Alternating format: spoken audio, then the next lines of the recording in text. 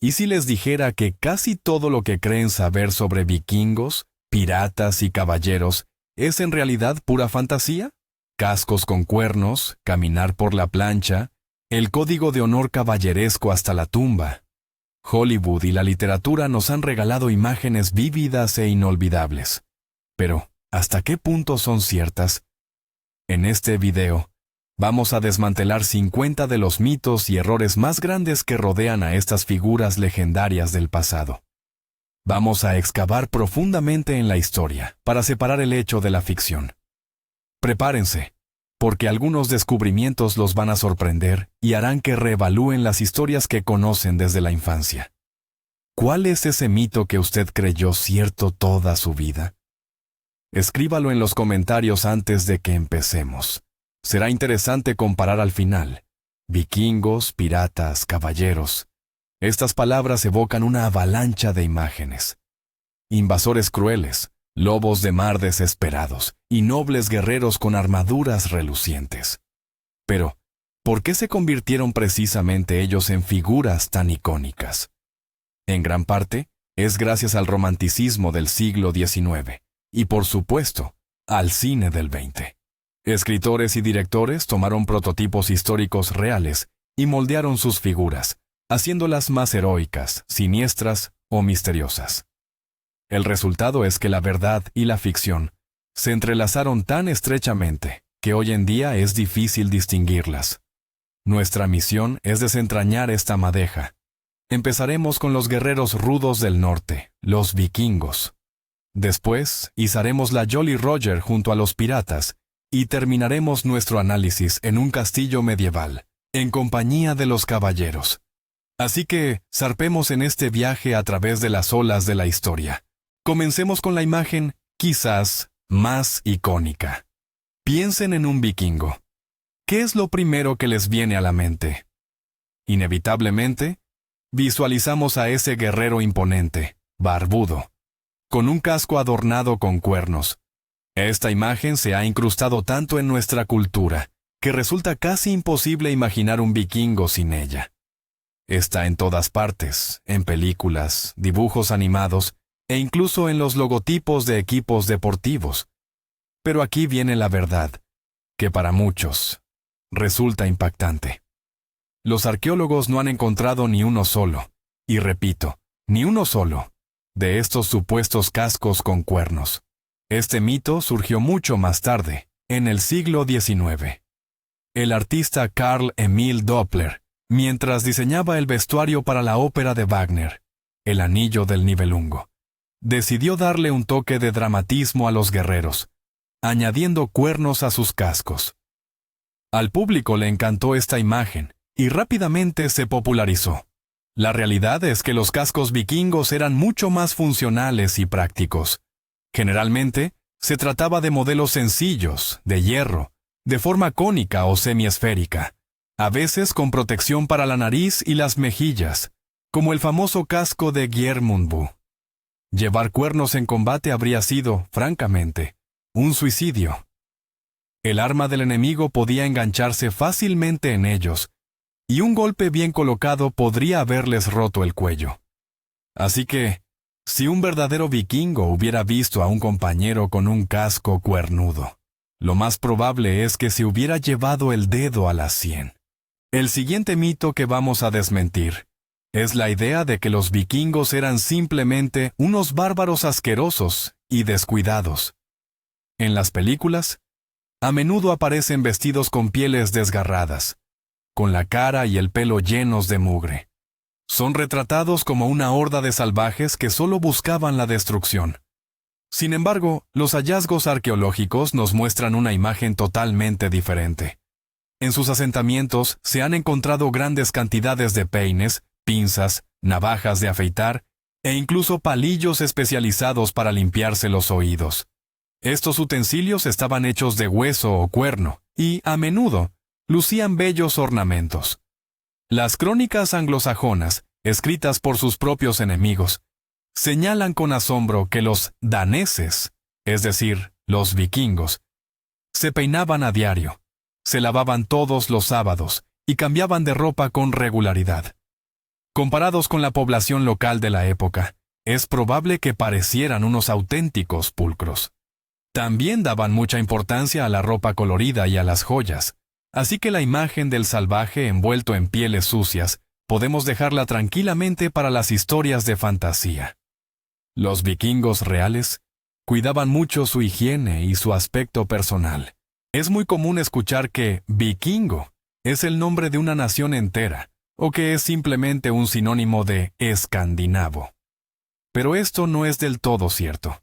En realidad, la palabra vikingo no designaba una nacionalidad, sino una ocupación o una profesión. Era la persona que se embarcaba en un viking, es decir, una expedición marítima, cuyo objetivo era el saqueo o el comercio.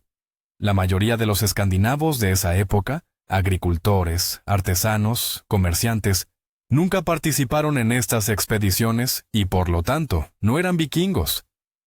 Es más, no todos los que eran vikingos eran escandinavos. En sus grupos y tripulaciones se encontraban eslavos, bálticos y finlandeses. Era más bien una hermandad internacional de guerreros y aventureros.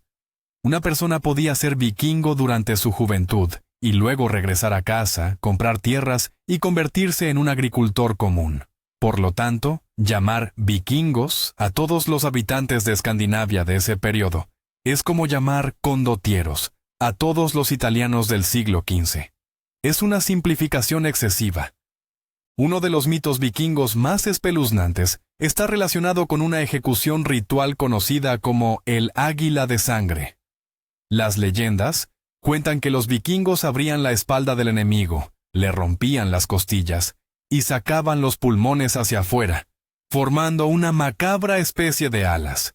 Esta imagen se utiliza activamente en las series modernas para demostrar su brutalidad. Sin embargo, la mayoría de los historiadores modernos consideran que el águila de sangre es más una ficción literaria que una práctica real. Las menciones a este rito aparecen en las sagas, que fueron escritas varios siglos después de los sucesos descritos, y están llenas de exageraciones poéticas.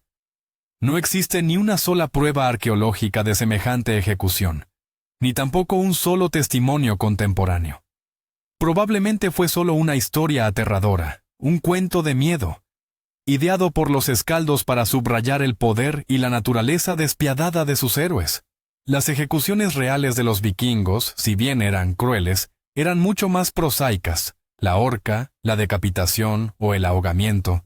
Otra imagen muy vívida, aunque completamente falsa, es la de los vikingos bebiendo de los cráneos de sus enemigos. Esta escena se ha incrustado profundamente en el imaginario popular como el símbolo de su barbarie. Pero la realidad es que este mito surgió a raíz de un simple error de traducción. En un poema danés del siglo XVI, que narra un banquete en el Valhalla, se dice que los guerreros bebían de las ramas curvas de los cráneos. Esta expresión poética, en realidad, hacía referencia a los cuernos de beber comunes, que, como es lógico, crecen del cráneo de un animal. Sin embargo, el traductor tomó la frase de forma literal, y de ese modo nació la leyenda de tan macabra costumbre. Por supuesto, los vikingos no eran vegetarianos ni precisamente pacifistas, pero utilizar restos humanos como vajilla no formaba parte de sus tradiciones. Para sus banquetes, utilizaban hermosos cuencos de madera y arcilla, y por supuesto, cuernos para beber, ingeniosamente decorados. Algunos de estos cuernos eran auténticas obras de arte, a menudo recubiertos de plata. Mucha gente cree que los vikingos eran solo bandidos y guerreros, cuya única misión era navegar y saquear monasterios. Si bien las incursiones eran una parte crucial de su existencia, esta es solo una cara de la moneda. Los vikingos también fueron comerciantes expertos, exploradores audaces y colonizadores. Sus rutas comerciales se extendían desde Norteamérica hasta Bagdad. Intercambiaban pieles, ámbar, marfil de morsa y esclavos, a cambio de plata, seda, especias y vidrio. Fundaron ciudades como Dublín, en Irlanda, y se les atribuye el establecimiento de la Rus de Kiev, según la teoría normanda. Fueron los primeros europeos en alcanzar las costas de América del Norte, 500 años antes que Colón. Su sociedad se regía por leyes complejas. Contaban con sus propios parlamentos, conocidos como Thing o Ting, donde los hombres libres resolvían asuntos cruciales. Por lo tanto, reducir toda su civilización al mero saqueo es subestimar enormemente su contribución a la historia mundial. Existe el mito de que las mujeres en la sociedad vikinga carecían totalmente de derechos y se limitaban exclusivamente a las tareas domésticas y el cuidado de los hijos. Sin embargo, esta afirmación dista mucho de la realidad. En comparación con muchas otras sociedades europeas de la época, las mujeres nórdicas gozaban de derechos sorprendentemente amplios. Podían poseer tierras, heredar propiedades e incluso solicitar el divorcio si el marido las maltrataba. Cuando el esposo se marchaba de expedición o de guerra, la esposa se convertía en la dueña absoluta del hogar, gestionando y administrando toda la hacienda. Como símbolo de este estatus, la mujer casada portaba las llaves del hogar en su cinturón. Pero, ¿qué hay de las guerreras, las famosas doncellas escudo? Shield Maidens. Durante mucho tiempo, estas figuras fueron consideradas meros personajes mitológicos. Sin embargo, recientes hallazgos arqueológicos están obligando a los expertos a reconsiderar esta perspectiva. Un ejemplo clave es el enterramiento de un guerrero con armas en Birka, cuyo análisis genético confirmó que los restos pertenecían a una mujer. Es posible, por tanto, que las mujeres guerreras no fueran una rareza tan excepcional en el mundo vikingo. Para muchos, un drakkar es simplemente cualquier barco vikingo. Pero la realidad es que el drakkar era solo un tipo específico de nave de guerra, de hecho, el más grande de todos.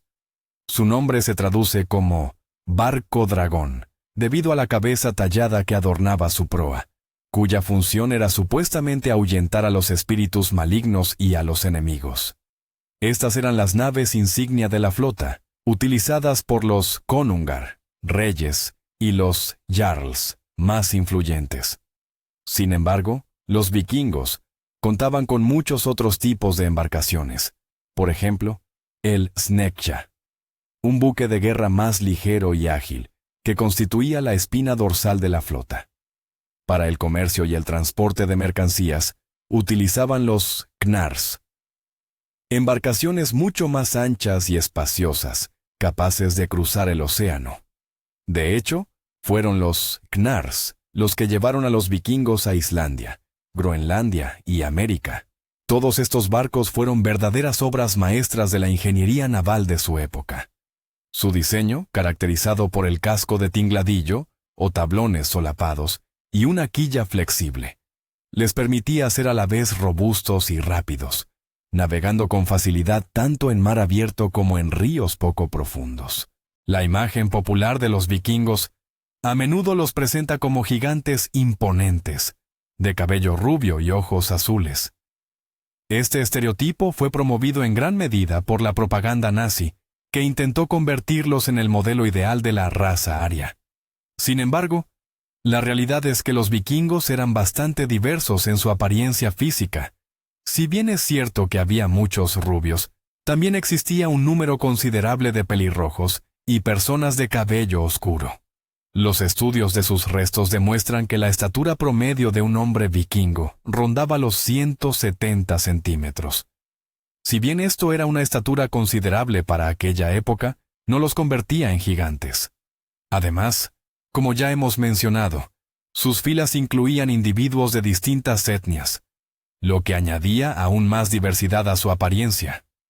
Un dato curioso: algunos vikingos de pelo oscuro, especialmente los hombres, utilizaban una pasta alcalina especial para decolorar su cabello y barba hasta conseguir un tono rubio platino. Esto se consideraba un signo de moda y, posiblemente, también tenía un significado ritual. La creencia popular de que todos los vikingos eran paganos que rendían culto a Odín y Thor es solo parcialmente cierta. La era vikinga, que se extendió aproximadamente desde el siglo VIII hasta el XI, fue una época de profundos cambios, también en el ámbito religioso. Al comienzo de esta era, la mayoría de los escandinavos eran, de hecho, paganos. Sin embargo, a medida que aumentaba su contacto con la Europa cristiana, la nueva fe comenzó a penetrar lentamente en el norte. El proceso de cristianización fue largo y a menudo violento. Muchos vikingos adoptaron el cristianismo por razones políticas o económicas, facilitando así el comercio con los europeos. Durante un tiempo, ambas religiones coexistieron. Los arqueólogos encuentran amuletos donde la cruz cristiana aparece junto al martillo de Thor. Hacia el final de la era vikinga, ya en el siglo XI, la mayoría de los reinos escandinavos habían adoptado oficialmente el cristianismo. Por lo tanto, la imagen del vikingo pagano corresponde principalmente a los inicios de este periodo. Ahora, subamos a bordo de un barco pirata. ¿Cuál es el castigo más infame para quienes desobedecen? Por supuesto, obligar al desafortunado a caminar por la tabla. Hemos visto esta escena cientos de veces. Con los ojos vendados, bajo la amenaza de armas, la víctima da sus últimos pasos sobre un mar infestado de tiburones. Suena espeluznante y muy propio del código pirata. Sin embargo, la realidad es que esta práctica apenas se utilizaba. Esta imagen fue popularizada por la literatura, especialmente por obras como La isla del tesoro, de Robert Louis Stevenson. En los documentos históricos de la Edad de Oro de la piratería, que abarca finales del siglo XVII y principios del XVIII, las referencias a la caminata por la tabla son extremadamente raras. Son casos prácticamente aislados. Los piratas contaban con métodos de ejecución mucho más rápidos y eficaces. Lo más común era arrojar a los prisioneros o a los amotinados por la borda, matarlos en el acto, o, en un acto de especial clemencia, abandonarlos en una isla desierta con una botella de agua y una pistola con una sola bala. Esto se conocía como el marooning. Así que la tabla es, en realidad, más un truco de Hollywood diseñado para aumentar el dramatismo que una práctica real de los bucaneros. Otro atributo indispensable del pirata es el mapa del tesoro, con una gran cruz marcando el punto exacto donde yace enterrado el cofre de oro. La X marca el lugar. Una frase que se ha vuelto icónica. Por desgracia, esto es también, en gran medida, una invención literaria, popularizada, una vez más, por la obra La isla del tesoro. Los piratas de verdad casi nunca enterraban sus botines. ¿Por qué? No tenía sentido. Necesitaban el dinero aquí y ahora para gastarlo en ron, mujeres y diversiones en puertos piratas como la Tortuga o Port Royal. El botín, o presa, como lo llamaban, se dividía entre la tripulación inmediatamente después de capturar un barco, siguiendo las partes estipuladas en el código pirata. Guardarlo bajo tierra era demasiado arriesgado. Podías morir y tu tesoro jamás sería encontrado. El único caso documentado de un pirata que realmente enterró un tesoro fue el del capitán William Kidd. Pero él lo hizo por pura desesperación, con la esperanza de poder usar esas riquezas más adelante como parte de su defensa. Al final, fue ahorcado de todas formas, y el tesoro encontrado solo sirvió para encender la imaginación de los cazatesoros durante siglos. La imagen clásica del pirata tuerto, con su característico parche negro en el ojo, es un ícono. Se suele creer que el parche lo llevaban aquellos que habían perdido un ojo en combate. Esto, por supuesto, sucedía, pero el parche tenía otra función mucho más práctica. Imaginen un combate naval. Los piratas tenían que moverse constantemente entre la cubierta, brillantemente iluminada por el sol, y los espacios interiores oscuros y casi sin luz, como la bodega. Los ojos necesitan tiempo para adaptarse a un cambio brusco de iluminación, y aquí es donde el parche entraba en juego. Un ojo, el que siempre estaba cubierto, permanecía adaptado a la oscuridad. Al descender a la bodega, el pirata simplemente se cambiaba el parche al otro ojo y podía ver inmediatamente bien en la penumbra. Esto le daba una ventaja táctica crucial en el combate. Así que el parche no solo era una señal de una herida, sino también una especie de sistema de visión nocturna del siglo XVII. El Jolly Roger, la bandera negra con la calavera y los huesos, se ha convertido en el símbolo universal de la piratería. Sin embargo, es un error pensar que todos los piratas navegaban bajo el mismo emblema.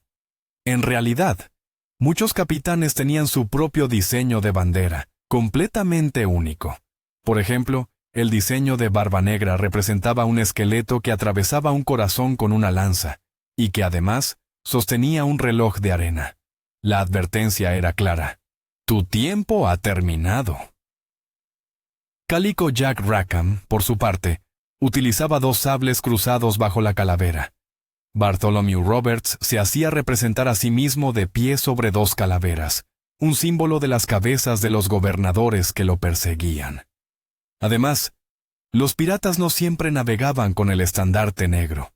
Al acercarse a su objetivo, solían izar la bandera de alguna nación amiga, lo que les permitía acercarse sin despertar sospechas. Y solo en el último momento, cuando ya era imposible escapar, revelaban su propia bandera pirata. Esta era una táctica psicológica. La bandera negra representaba una invitación a la rendición pacífica. Si por el contrario alzaban la bandera roja, la señal era clara: no habría piedad para nadie. La imagen del loro en el hombro del pirata es otro de esos clichés que nos legó la Isla del Tesoro, con su icónico personaje Long John Silver y su inseparable ave, el Capitán Flint. Es cierto que los marineros, y los piratas no eran la excepción, solían traer fauna exótica de países lejanos, incluyendo monos y papagayos. Estas aves y animales podían venderse muy bien en Europa, donde eran considerados novedades valiosas. Sin embargo, mantener un pájaro en el hombro durante un combate, o mientras se maniobra el aparejo, resultaba totalmente impráctico e incluso peligroso. Un loro asustado podría aferrarse con sus garras, estorbar o provocar un accidente en el momento crucial. Por lo tanto, si los piratas realmente poseían loros, lo más probable es que estuvieran guardados en jaulas, bien como valiosa mercancía para la venta, o simplemente para el entretenimiento cuando estaban fondeados, y nunca como un compañero de armas permanente. La figura del pirata con el loro es, sin duda, un detalle simpático y muy romántico, pero es muy poco probable que fuera una práctica común en la vida real. La mayoría de la gente imagina los barcos piratas como fragatas enormes y pesadamente armadas, al estilo del Perla Negra, de Piratas del Caribe. En realidad, la mayor parte de los piratas preferían embarcaciones más pequeñas, pero mucho más rápidas y maniobrables. El navío pirata ideal era el balandro o la goleta. Estos barcos tenían poco calado, lo que les permitía navegar por aguas poco profundas, esconderse en bahías secretas y, sobre todo, escapar de la persecución de los grandes buques de guerra, que terminaban encallando al intentar seguirlos. La velocidad y la sorpresa eran el arma principal de los piratas, no su potencia de fuego. Evitaban a toda costa enzarzarse en largos duelos de artillería. Su táctica era acercarse rápidamente al barco mercante, abordarlo y tomarlo en un combate cuerpo a cuerpo. Los buques grandes, además, requerían tripulaciones enormes, muchos víveres y eran mucho más difíciles de maniobrar, lo que los hacía inviables para el negocio pirata. Existe un mito romántico sobre el llamado Código Pirata, una supuesta serie de normas nobles que todos los caballeros de fortuna acataban. La realidad es que un código universal nunca existió. Sin embargo, cada navío pirata sí contaba con su propio reglamento interno, conocido como los Artículos del Acuerdo o Artículos de la Nave. Antes de zarpar, toda la tripulación firmaba o marcaba con una cruz este documento. En él se detallaban las reglas de comportamiento a bordo, el sistema de castigos por faltas graves, como robar a un compañero o mostrar cobardía en la batalla, y lo más crucial, el reparto estricto del futuro botín. El capitán recibía una porción doble o de ración y media. El cuartel maestre, que era el representante electo de la tripulación, obtenía la misma cantidad, mientras que el resto de los marineros se llevaba una sola porción. Además, Los heridos tenían derecho a una compensación económica. Por una pierna o brazo perdido, se les pagaba una cantidad preestablecida del tesoro común. Por lo tanto, más que un código de honor, esto era un contrato de trabajo sumamente pragmático que garantizaba la disciplina y el orden a bordo. A menudo, en las películas, vemos a los piratas esgrimir hábilmente finos y elegantes estoques. Si bien esto resulta muy vistoso en el fragor del abordaje, sobre una cubierta abarrotada y tambaleante, este tipo de arma no era práctica en absoluto. El estoque es ideal para un duelo 1 a 1, donde hay espacio para maniobrar. Por eso, el arma blanca principal del pirata era el sable de abordaje, o cutlass. Un arma corta, pesada y ancha. Era perfecta para el cuerpo a cuerpo, ya que no solo servía para apuñalar, sino también para cortar y cercenar. Su pesada hoja podía rebanar fácilmente cabos y jarcias y atravesar defensas ligeras. Además del sable, los piratas usaban activamente pistolas. Dado que éstas eran de un solo tiro, cada pirata llevaba varias, fajadas a la cintura. Tras disparar una sola vez, la pistola se convertía en un simple garrote. También recurrían a hachas, cuchillos y granadas de mano. Pequeñas esferas de hierro fundido con una mecha. El ron era, sin lugar a dudas, la bebida predilecta de los piratas y marineros de la época. Sin embargo, el mito de que lo consumían constantemente y en cantidades ingentes está un tanto exagerado.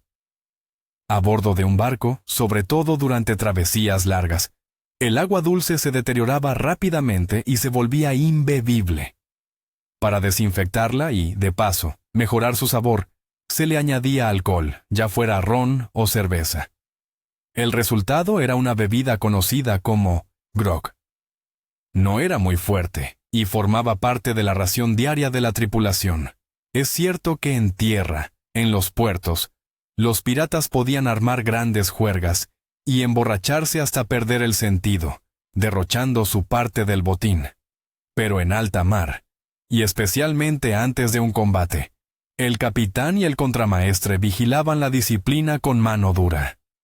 La embriaguez durante la guardia o justo antes de una batalla se castigaba con extrema dureza, puesto que la supervivencia de todos dependía directamente de la sobriedad y la coordinación perfecta de la tripulación. El cine nos ha vendido la idea de que todos los piratas eran ingleses o, como mucho, españoles. En realidad, la comunidad pirata era asombrosamente multicultural. En un solo barco podías encontrar ingleses, franceses, holandeses, portugueses, irlandeses, escoceses e incluso exesclavos provenientes de África. Para muchos esclavos y siervos que escapaban, la piratería representaba la única oportunidad de alcanzar la libertad y la igualdad. A bordo de un barco pirata, el color de la piel o el idioma que hablabas no importaban. Lo fundamental era cómo peleabas y si cumplías con los artículos del acuerdo. Era una especie de crisol de culturas, donde personas de distintas nacionalidades y orígenes sociales se unían por un objetivo común, la riqueza. Por ello, las tripulaciones piratas se convirtieron en una de las comunidades más internacionales de su época. En la cultura popular, es habitual que se represente a los piratas como anarquistas y rebeldes, enemigos acérrimos de cualquier autoridad. Esto es parcialmente cierto, pero resulta crucial entender la distinción entre los piratas propiamente dichos y los corsarios. El corsario es, en esencia, lo que podríamos llamar un pirata legal. Recibía de su gobierno un documento especial, la famosa patente de corso, que le autorizaba a atacar embarcaciones de potencias enemigas en tiempos de guerra. El botín obtenido era, por lo general, compartido con el tesoro real. De hecho, muchos de los piratas más célebres, como Sir Francis Drake o el capitán Henry Morgan, pasaron la mayor parte de su carrera como corsarios al servicio de la corona británica. Cuando la guerra llegaba a su fin, la patente de corso perdía automáticamente su validez. Algunos capitanes volvían a la vida tranquila, pero otros, reacios a abandonar un oficio tan lucrativo, continuaban con el pillaje bajo su propio riesgo. Ahí era cuando se convertían en auténticos piratas, es decir, criminales declarados ante los ojos de todas las naciones. Existe la creencia de que la piratería era una actividad exclusivamente masculina. Sin embargo, la historia nos ofrece varios ejemplos de famosas mujeres pirata, que no tenían nada que envidiar a los hombres. Las más conocidas son Anne Bonny y Mary Read, quienes sirvieron en la tripulación de Calico Jack Rackham. Vestían ropa de hombre, manejaban las armas con maestría y eran conocidas por su valentía y ferocidad en combate. Cuando su barco fue capturado, solo ellas dos, junto a otro pirata, opusieron resistencia, mientras el resto de la tripulación estaba completamente ebria. Ambas fueron condenadas a la horca, pero lograron evitar la ejecución alegando que estaban embarazadas. Su destino final sigue siendo un misterio. Otra figura legendaria es la dama china Qin Shi, quien a principios del siglo XIX llegó a comandar una inmensa flota pirata compuesta por cientos de barcos y decenas de miles de hombres. Era tan poderosa que, finalmente, el gobierno chino acabó ofreciéndole una amnistía a cambio de que pusiera fin a sus actividades de saqueo. El mito de que los piratas hablaban con un acento especial, utilizando frases como yo ho ho y a toda máquina mil demonios, se debe en gran parte al actor Robert Newton. En la década de los 50 del siglo XX, Newton interpretó a Long John Silver en la película La Isla del Tesoro. Para su personaje, se inventó un acento característico y rotundo, basado en el dialecto de su tierra natal, West Country, en Inglaterra. Esta imagen gustó tanto a la audiencia que, rápidamente, se convirtió en el estándar de Hollywood para representar a los piratas. Sin embargo, la realidad es muy diferente. Como ya mencionamos, las tripulaciones piratas eran multinacionales, y en un solo barco se podían escuchar acentos e idiomas muy distintos. No existía un único acento, ni una jerga pirata unificada. Es, sencillamente, otro toque colorido que el cine añadió al romántico ideal del bandido del mar. En las novelas de aventuras, es común ver que los piratas secuestran a damas nobles y a las hijas de los gobernadores para exigir un rescate.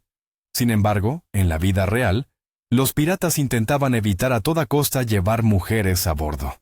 De hecho, en muchos barcos piratas, dentro de sus artículos de acuerdo, existía un punto específico que prohibía subir mujeres a la embarcación.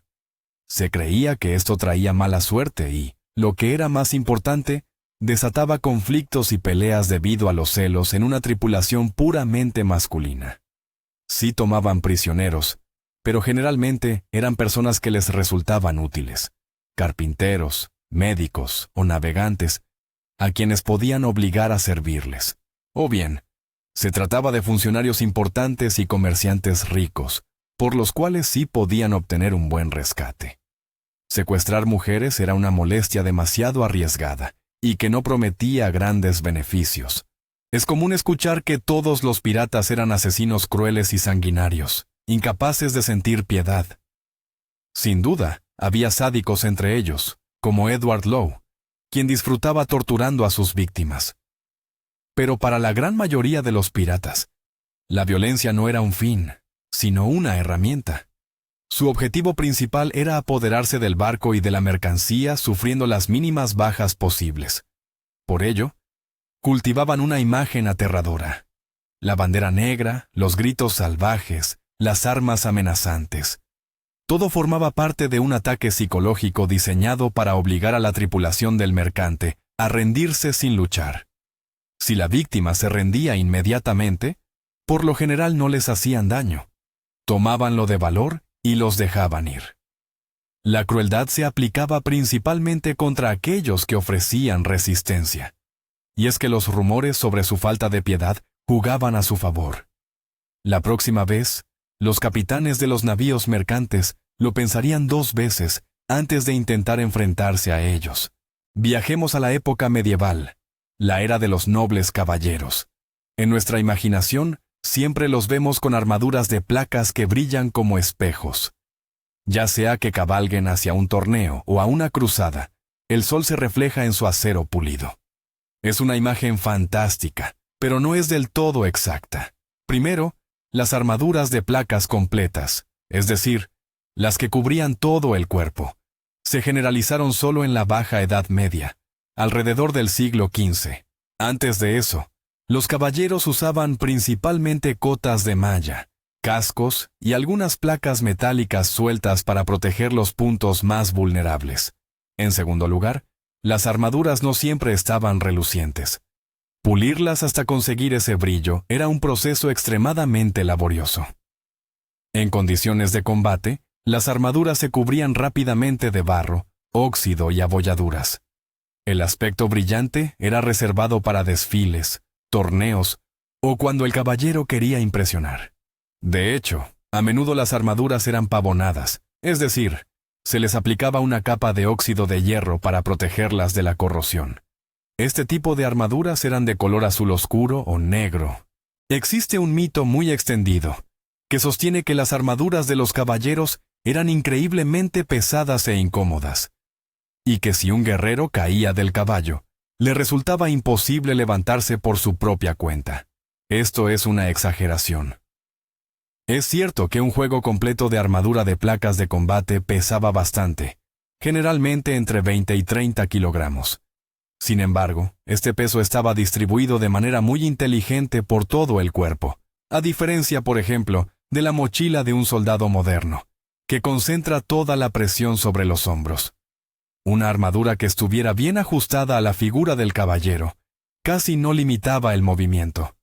Con ella se podía correr, saltar, dar volteretas e incluso, por supuesto, levantarse del suelo sin ningún problema. Hay muchísimas pruebas históricas y experimentos contemporáneos que lo demuestran. Los problemas podían surgir, eso sí, si el caballero era derribado en el barro o en el agua, o si resultaba herido. Pero el peso del equipo, por sí mismo, no convertía al guerrero en una tortuga indefensa. Las armaduras de justa o de torneo sí eran más pesadas que las de batalla, pero estaban diseñadas para un propósito completamente diferente. Siempre hemos tendido a ver a los caballeros como figuras nobles, defensores de los débiles y oprimidos, que adherían estrictamente a un código de honor y cortesía. Esta imagen idealizada fue creada, en gran medida, por la literatura medieval, específicamente por las novelas de caballería. Sin embargo, en la realidad, todo era mucho más complejo. Ciertamente existía un ideal de comportamiento caballeresco que incluía la lealtad al señor feudal, la valentía en el combate, la defensa de la iglesia y la clemencia con los enemigos de igual estatus social. No obstante, en la práctica, muchos caballeros no eran más que guerreros profesionales, a menudo crueles y pragmáticos. Fuera del campo de batalla, podían saquear aldeas, dedicarse al bandidaje en los caminos y comportarse de maneras que distaban mucho de ser honorables o de caballeros. Esto era particularmente cierto para los llamados Raubritter o caballeros ladrones en Alemania. Además, el concepto de la cortesía y el servicio a la dama hermosa era más bien un juego literario o una convención social que una guía práctica de vida. Por último, vale la pena señalar que el trato caballeresco se aplicaba fundamentalmente a otros miembros de la nobleza. Rara vez se extendía a la gente común o a los plebeyos. En las películas y los libros, los torneos de justas se representan a menudo como combates a vida o muerte, donde los caballeros luchan hasta el final para el deleite del público. En realidad, los torneos clásicos eran más bien una competición deportiva, el equivalente medieval de la Fórmula 1. Su principal objetivo no era acabar con el oponente, sino demostrar valor, habilidad en el manejo de las armas y, claro, ganar dinero. Es cierto que las lesiones e incluso las muertes ocurrían, pero eran considerados más bien accidentes desafortunados. Para estos eventos se utilizaban armas especiales de torneo que estaban desafiladas o despuntadas. La prueba principal era la justa de lanza, cuyo objetivo era derribar al oponente de su caballo, o romper la propia lanza contra su escudo. El caballero perdedor tenía que entregar al vencedor su armadura y su caballo, lo cual representaba una pérdida muy costosa. Por ello, Los torneos servían también como una forma de mejorar la situación económica de los caballeros menos adinerados. Los duelos mortales, hasta la última gota de sangre, también existían. Pero estos eran una categoría diferente. Eran justas judiciales, no torneos de entretenimiento. El arquetipo romántico del caballero que salva a la damisela de las garras de un dragón o de un varón malvado es uno de los mitos más arraigados. Esta trama fue el eje central de innumerables novelas de caballería. Sin embargo, en la realidad, los matrimonios en la nobleza medieval eran, ante todo, alianzas políticas y económicas. Los padres los concertaban para unir tierras, sellar pactos o conseguir dotes. Los sentimientos de los jóvenes rara vez se tomaban en consideración. Por supuesto, esto no implica que el amor no existiera, pero definitivamente no era la base del matrimonio. De hecho, el rescate de la dama a menudo era en realidad el secuestro de una heredera, con el fin de forzar un matrimonio y apoderarse de sus tierras. Esta era una práctica criminal bastante común durante la Edad Media. Así que la realidad estaba muy lejos de las románticas baladas. La mayoría de la gente cree que la palabra caballero es solo un sinónimo de guerrero medieval blindado. Sin embargo, la caballería iba mucho más allá de una simple profesión. Era un estatus social que se ubicaba en la capa más baja de la aristocracia feudal. Para alcanzar este título, había que recorrer un largo y riguroso camino. Un joven de familia noble comenzaba su formación como paje en la corte de un señor, donde asimilaba modales, etiqueta y los rudimentos del arte militar. Más tarde, en la adolescencia, ascendía a escudero. En este rol, servía directamente a un caballero, encargándose de su caballo y armadura, y acompañándolo fielmente en combate. Solo después de esta etapa, y habiendo demostrado su valía y arrojo, podía aspirar a ser investido como caballero. La ceremonia de investidura era un ritual solemne y fundamental. El candidato debía pasar la noche en vela, rezando, antes de que su señor lo tocara con el plano de la espada sobre el hombro, el acto conocido como el espaldarazo, mientras pronunciaba la fórmula ritual. No todo hombre noble llegaba a ser caballero, y ciertamente no todo guerrero acorazado pertenecía a esta clase. Existían simples hombres de armas y mercenarios que combatían con armadura, pero que carecían de la distinción del linaje caballeresco. En el cine, es común ver a los caballeros empuñando espadones gigantescos a 2 manos y partiendo enemigos por la mitad sin esfuerzo. Espadas como el Zweihander o la Claymore existieron, sí, pero no eran el arma principal de un caballero. Más bien eran armas especializadas para la infantería, como los lansquenetes, diseñadas para romper las formaciones de piqueros. La espada típica de un caballero era de una sola mano. Medía alrededor de 90 centímetros de largo y apenas superaba el kilo de peso. Estaba perfectamente equilibrada, lo que permitía tajar y apuñalar con eficacia, tanto a caballo como a pie. En la otra mano, el caballero portaba un escudo. Más tarde, con el desarrollo de la armadura de placas, se popularizaron las espadas de mano y media, también llamadas espadas bastardas, que podían empuñarse con 1 o 2 manos. Pero incluso estas no eran las hojas gigantescas e inmanejables que nos vende Hollywood. El derecho de pernada, también conocido por su nombre en latín, ius primae noctis, era el supuesto privilegio que tenía un señor feudal de pasar la primera noche de bodas con la novia de cualquiera de sus vasallos o campesinos. Este supuesto derecho se ha citado a menudo como el máximo ejemplo de la crueldad y la arbitrariedad de los señores medievales. Sin embargo, la inmensa mayoría de los historiadores medievalistas modernos coinciden en que tal derecho nunca existió realmente como figura jurídica. No existe una sola ley ni prueba documental que respalde esta práctica. Lo más probable es que se trate de un mito negro, una invención generada durante la Ilustración, que buscaba criticar tanto la época de la oscuridad como el sistema feudal. Por supuesto, un señor poderoso siempre podía abusar de su autoridad y obligar a las mujeres a mantener relaciones. Pero esto era un acto de violencia e ilegalidad, no un derecho legítimo y legalizado.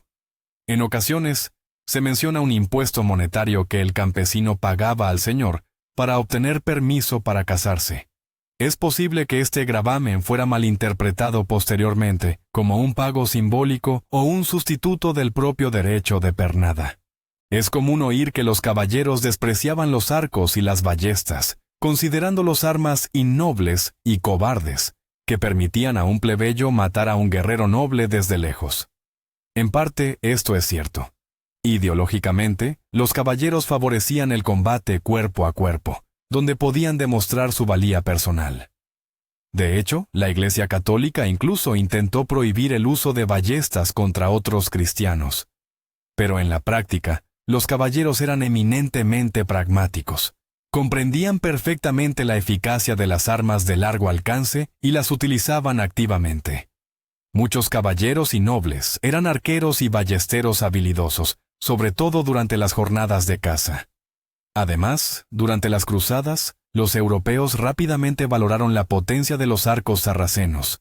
Así que, a pesar de su rechazo ideológico, en el fragor de la guerra real, los caballeros no dudaron en usar ni arcos ni ballestas, contratando unidades completas de tiradores para apoyar sus propias ofensivas. El cinturón de castidad es un artefacto espeluznante que, según la leyenda, los caballeros imponían a sus esposas antes de partir a largas campañas, buscando asegurar su fidelidad. La imagen de esta estructura metálica con cerradura se ha incrustado profundamente en nuestra cultura, sirviendo como el máximo símbolo de la misoginia medieval. Sin embargo, al igual que sucede con el supuesto derecho de pernada, los historiadores catalogan el cinturón de castidad como un mero mito. No existe evidencia histórica fiable de que tales dispositivos fueran utilizados durante la Edad Media. De hecho, la mayoría de los cinturones de castidad que se exhiben en los museos resultaron ser falsificaciones creadas en el siglo XIX. La idea de usar un cinturón así es médicamente absurda. Llevarlo puesto habría provocado rápidamente infecciones graves y serios problemas de salud. Lo más probable es que se trate de una invención posterior, quizá una metáfora o incluso una imagen satírica que, con el tiempo, terminó siendo interpretada de forma literal. Películas como Braveheart nos han hecho creer que las batallas medievales eran meros tumultos caóticos, donde dos ejércitos se lanzaban el uno contra el otro sin orden ni concierto. En realidad, los comandantes medievales manejaban muy bien la táctica y la estrategia. Los enfrentamientos se planificaban meticulosamente. El ejército se organizaba siguiendo un estricto orden de batalla. Por lo general, la infantería se colocaba en el centro, y la caballería cubría los flancos. Era común el uso de reservas, que se introducían en el campo de batalla en el momento decisivo. La caballería de los caballeros era la principal fuerza de choque. Su ataque, conocido como el golpe de ariete, donde los caballeros cargaban al galope en formación cerrada contra las líneas enemigas, era un arma devastadora. Sin embargo, la infantería aprendió a contrarrestar esta amenaza, utilizando picas largas y formaciones especializadas como la batalla suiza.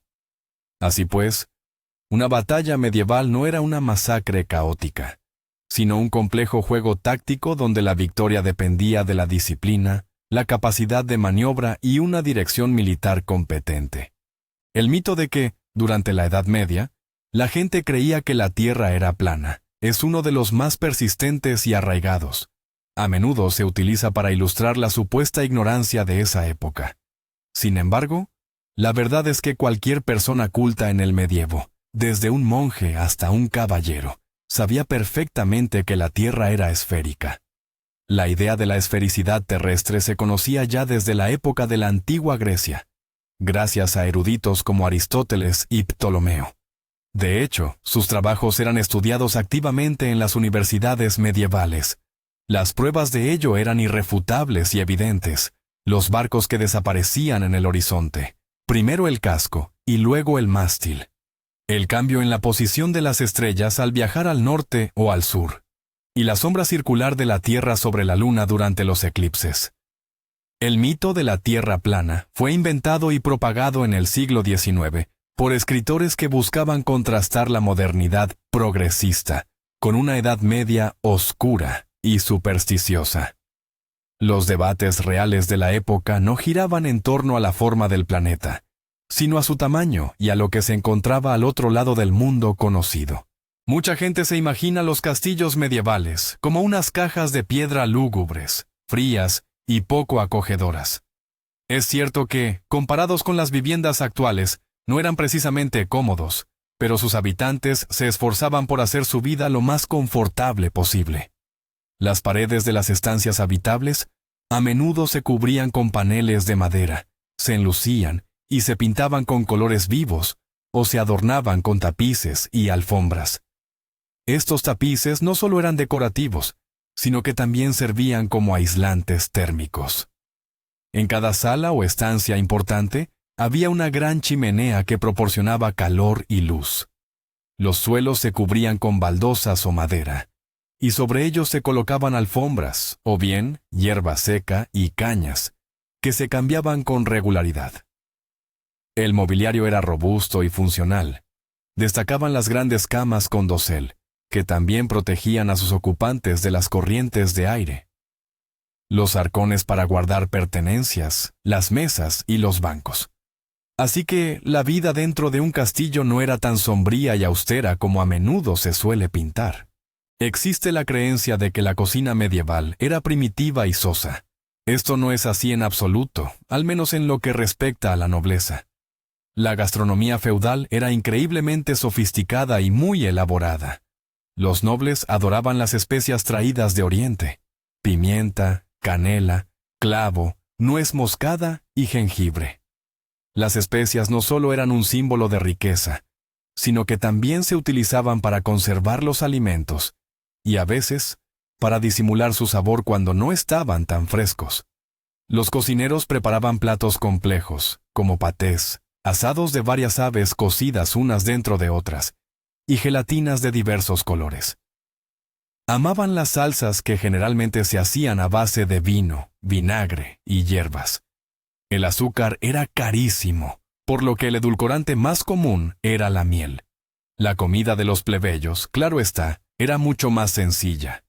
Se basaba principalmente en gachas, pan, verduras y solo en raras ocasiones, carne. Aún así, ellos también se esforzaban por dar variedad a su dieta usando hierbas y plantas silvestres para condimentar sus platos. Volvamos a hablar de los vikingos, y concretamente, de su armamento. En películas y videojuegos, es habitual ver a los vikingos portando enormes hachas a 2 manos. Es incierto que un arma así tiene un aspecto imponente y muy brutal. Sin embargo, al igual que sucede con las espadas de los caballeros medievales, esto es una exageración. Sí, los vikingos usaban hachas de combate, y de hecho, era un arma muy popular. Pero la mayoría eran hachas de una sola mano. Eran similares a las herramientas de trabajo comunes, aunque con un mango más largo y una hoja más estrecha. El más famoso de todos era el conocido como hacha danesa o broadaxe. Esta sí que tenía un mango largo, de hasta 1,5 metros, y una hoja ancha, fina y en forma de media luna. Esta hacha se empuñaba realmente a 2 manos. Era un arma potentísima, capaz de atravesar escudos y armaduras. No obstante, requería mucho espacio para balancearla y dejaba al guerrero expuesto al ataque. Por esta razón, la mayoría de los vikingos preferían una combinación más versátil: hacha o espada de una mano y un escudo. Otro mito sobre los vikingos tiene que ver con sus ritos funerarios. A menudo vemos en el cine esa escena en la que el cuerpo del líder fallecido se coloca en una embarcación, la cual es lanzada al mar, y luego incendiada con una flecha en llamas disparada desde un arco. Es una imagen muy hermosa y dramática, pero en realidad, las cosas eran bastante diferentes. Sí, los entierros en barco existieron, es cierto, pero eran un ritual muy raro y extremadamente costoso, reservado solo para las personas más importantes y de alta alcurnia. Además, el drácar, la nave, no se quemaba sobre el agua, sino que se enterraba en tierra, creando un gran túmulo funerario. Junto al difunto, se colocaban en la tumba sus armas, joyas, herramientas, e incluso se sacrificaban animales y, en ocasiones, esclavos para que lo acompañaran en el más allá. Las incineraciones o entierros por fuego también eran comunes entre los vikingos, pero éstas se realizaban en tierra firme. Las cenizas se recogían y se sepultaban en una urna. Así que el Drakkar ardiendo en medio del mar es, lamentablemente, otra bella fantasía creada por los románticos del siglo XIX. Aunque a menudo se atribuye a Cristóbal Colón el descubrimiento de América, ya hemos mencionado que los vikingos se le adelantaron por nada menos que 5 siglos. Alrededor del año 1000 de nuestra era, Leif Erikson, un navegante islandés e hijo de Erik el Rojo, el descubridor de Groenlandia, alcanzó las costas de Norteamérica. A estas nuevas tierras las bautizó como Helluland, que significa tierra de piedras planas, Markland, o país de los bosques, y Vinland, que se traduce como tierra del vino, o alternativamente, tierra de pastizales. De hecho, los vikingos llegaron a establecer un pequeño asentamiento en Vinland. Durante siglos, estos relatos, documentados en la saga de Erik el Rojo y la saga de los groenlandeses, fueron desestimados y tratados como meras leyendas. No obstante, en 1960, en la isla de Terranova, concretamente en el sitio de Lancy Os Meadows, unos arqueólogos encontraron los restos de un asentamiento nórdico que confirmaron plenamente la veracidad de estas sagas. Este asentamiento, sin embargo, no prosperó. Los vikingos se vieron obligados a abandonarlo rápidamente debido a los conflictos constantes con la población local, a quienes ellos se referían despectivamente como los Skrælings. Los berserkers son legendarios guerreros vikingos que, según las sagas, luchaban con una furia desenfrenada, sin sentir dolor, mordiendo sus escudos y arremetiendo contra los enemigos sin armadura. Se creía que estaban poseídos por el espíritu de un oso o un lobo. Esta imagen de un guerrero en trance es muy popular. Pero, ¿quiénes eran realmente? Los expertos y académicos aún debaten sobre ello. Hay varias teorías al respecto. Una sugiere que los berserkers alcanzaban este estado mediante intensas prácticas rituales y autosugestión. Otra versión sostiene que consumían sustancias psicotrópicas, como una infusión de hongos amanita. Una tercera hipótesis plantea que podrían haber sido personas que padecían trastornos psiquiátricos, como la epilepsia, cuyas convulsiones en el campo de batalla eran interpretadas como furia divina. En cualquier caso, lo más probable es que los berserkers fueran guerreros reales, quizás miembros de cultos marciales especiales, que utilizaban esta furia controlada como un recurso táctico para aterrorizar al enemigo. Hablemos de piratas otra vez. La gente suele creer que la edad de oro de la piratería se extendió durante siglos. En realidad, este famoso periodo de actividad pirata fue, sorprendentemente, bastante breve. Los historiadores generalmente lo sitúan en el intervalo que va aproximadamente de 1650 a 1730. El pico de actividad, el periodo donde actuaron celebridades como Barba Negra, Calico Jack y Bartholomew Roberts, fue un lapso de tiempo aún más reducido. Apenas de 1716 a 1726. Apenas una década. Pero ¿qué fue lo que desencadenó este auge de la piratería? Principalmente, el fin de la Guerra de Sucesión Española. Miles de corsarios y marineros militares quedaron sin empleo y, al no querer volver a la pobreza, se dedicaron a la piratería. El fin de esta época llegó con la acción coordinada de las armadas de las principales potencias mundiales. Iniciaron una cacería activa contra los piratas, haciendo que su negocio se volviera demasiado arriesgado.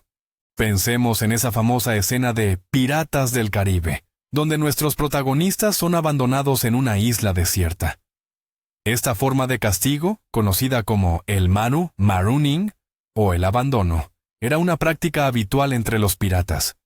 Irónicamente, se consideraba una opción más humanitaria que la simple ejecución. El tripulante que cometía una falta, o incluso el capitán de un barco capturado, era desembarcado en una isla pequeña y deshabitada, generalmente lejos de las rutas comerciales. Solo le dejaban una pequeña provisión de agua dulce, un arma, muchas veces una pistola con una sola bala, y ocasionalmente una botella de ron. La elección era clara: una muerte lenta por sed y hambre, o el suicidio rápido. Las posibilidades de rescate eran escasas, casi nulas, pero existían. El caso más famoso es la historia de Alexander Selkirk, un marinero escocés que fue abandonado a petición propia tras una disputa con su capitán. Selkirk vivió allí solo por más de 4 años, hasta que fue recogido por un barco de paso. Su increíble experiencia sirvió de inspiración para la famosa novela de Daniel Defoe, Robinson Crusoe. Existe la creencia popular de que los piratas eran simples criminales ignorantes y sin estudios. Si bien la mayoría de ellos eran marineros sencillos, entre los capitanes piratas se encontraban individuos sorprendentemente cultos e instruidos. Tomemos, por ejemplo, a Bartholomew Roberts, uno de los piratas más exitosos de la historia. Roberts era famoso por sus modales refinados, su gusto por la buena vestimenta y su afición a la música. Además, era abstemio y se aseguraba de que su tripulación asistiera estrictamente a los servicios dominicales a bordo de su barco. Luego está William Dampier, quien se unió a los piratas en varias ocasiones.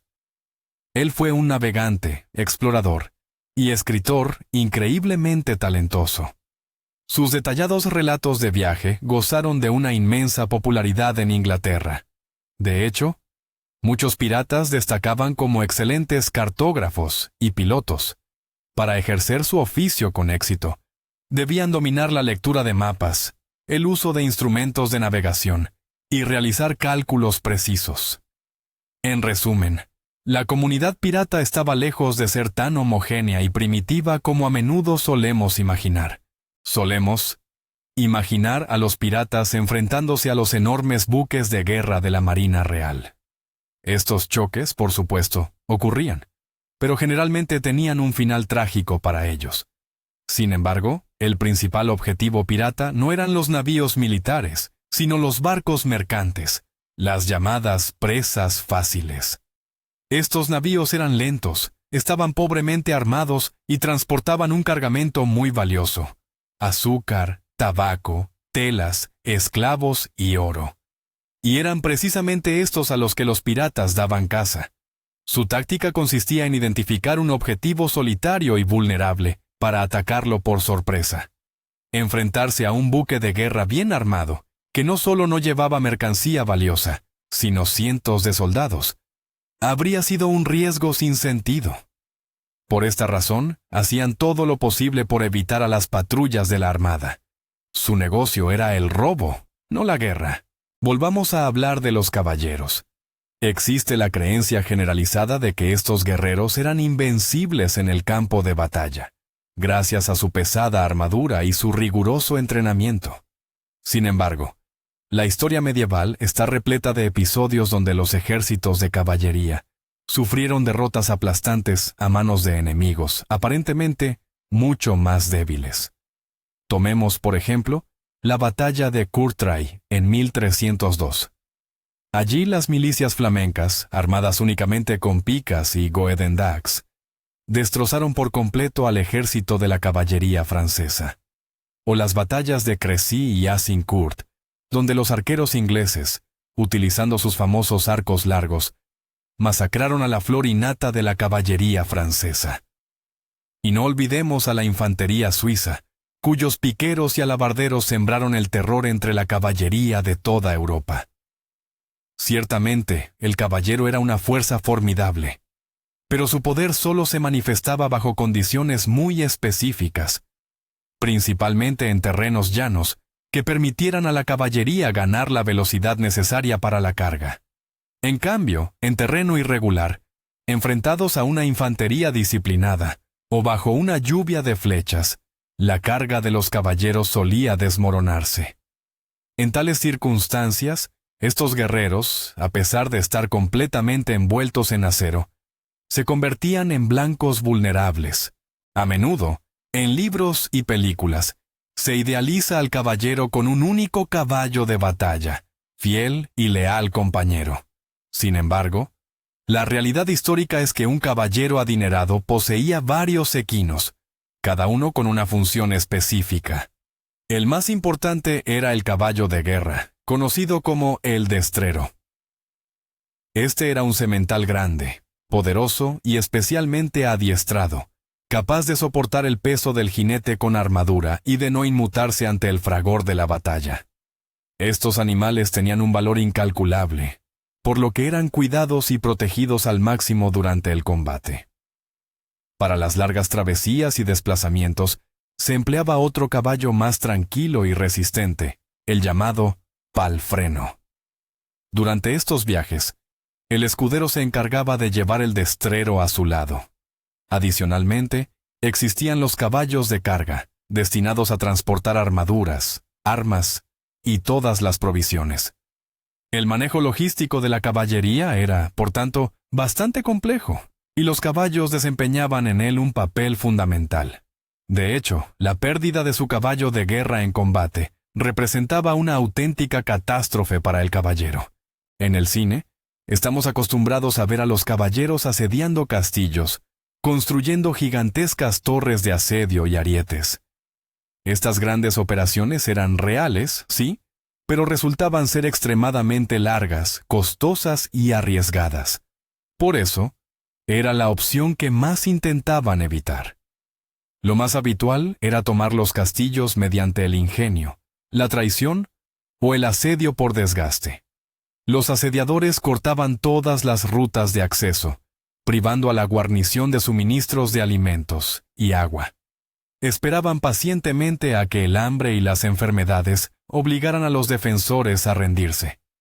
Era un método lento, pero extremadamente fiable. Otra táctica muy popular era la mina, o el socavón. Los zapadores excavaban un túnel por debajo de la muralla, reforzándolo con puntales de madera. Una vez terminada la excavación, prendían fuego a estos soportes. Al colapsar la estructura, la pared se derrumbaba, abriendo una brecha en la fortificación.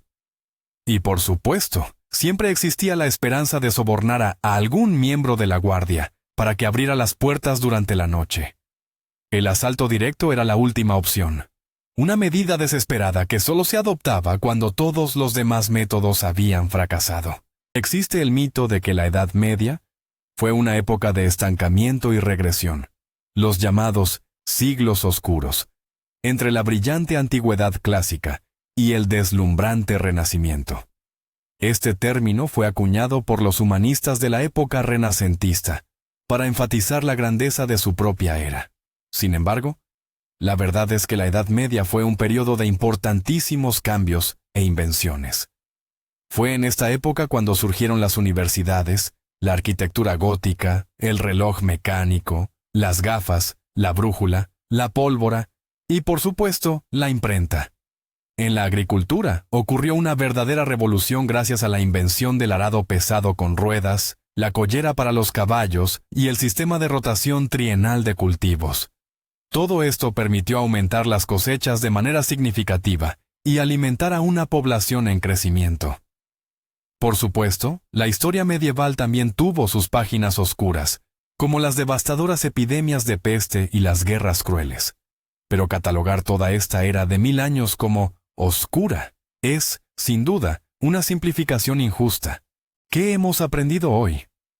Los vikingos no eran los salvajes con cuernos que creíamos, sino comerciantes pulcros y grandes exploradores.